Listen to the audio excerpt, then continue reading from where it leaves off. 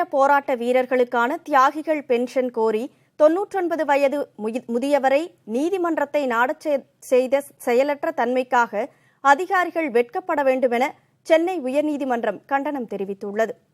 சென்னை வியாசர்பாடியைச் சேர்ந்த 99 வயது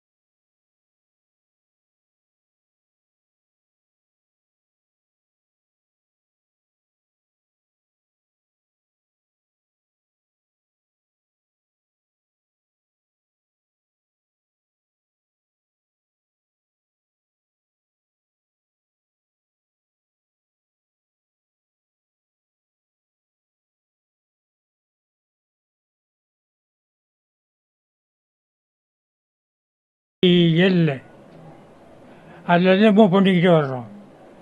தாலுக்கா ஆஃபீஸுக்கு போனாக்கா லேட் ஆகுது. அதே போல் கலெக்டர் ஆஃபீஸுக்கு போனாக்கா நாங்கள் அனுப்பிட்டோம், தாலுக்காட்ட போனாக்கா அவங்க அனுப்பலை இப்படி சொல்லுவாங்க. இப்படிமா மூவ் பண்ணி அப்படியே மாட்டிக்கிச்சு. எங்களுக்கு இந்த பணமோ இவங்க கொடுக்க வேண்டிய சலுகையோ நாங்கள் எதிர்பார்த்து செய்யலை.